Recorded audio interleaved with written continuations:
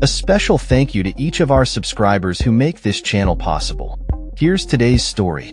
In a surprising move that has raised eyebrows across the political spectrum, U.S. President Donald Trump announced a staggering 50% import tax on goods from Brazil, citing the ongoing trial of former Brazilian President Jair Bolsonaro as the primary reason. This decision, made public through a letter on Trump's social media platform, Truth Social, suggests that personal grievances may be influencing economic policies more than previously thought.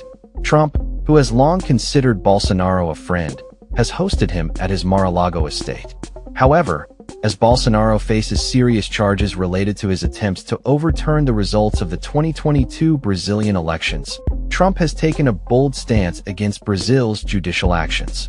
This trial should not be taking place, Trump stated in his letter, labeling it a witch hunt that should cease immediately. The letter was directed at current Brazilian President Luiz Inácio Lula da Silva, who defeated Bolsonaro in the last election.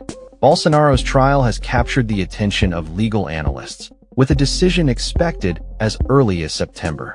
The former president has already been deemed ineligible to run for office until 2030 due to alleged abuse of power during the 2022 campaign.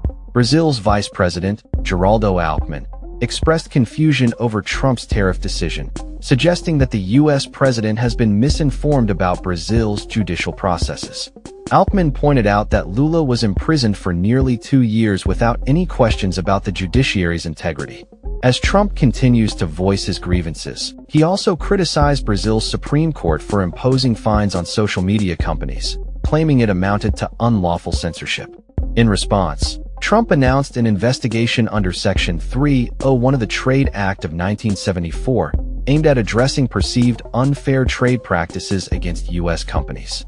This situation is further complicated by the fact that one of the fined companies, X, is owned by Elon Musk, a significant financial backer of Trump's 2024 presidential campaign. The implications of Trump's tariff announcement extend beyond personal vendettas, as they raise questions about economic strategy and trade relations. While Trump claims these tariffs are necessary to correct trade imbalances, the reality is that the U.S. had a $6.8 billion trade surplus with Brazil in the previous year. Trump's tariffs are set to take effect on August 1st, marking a significant increase from the previous 10% rate established earlier this year. This move has brought to light the complex interplay between personal relationships and economic policies in Trump's administration. As the political landscape continues to evolve, it remains to be seen how these tariffs will impact U.S.-Brazil relations and the broader global economy. Trump's administration has previously framed tariffs as a means to reindustrialize America and counteract trade imbalances, but the connection between his personal views and economic decisions cannot be ignored.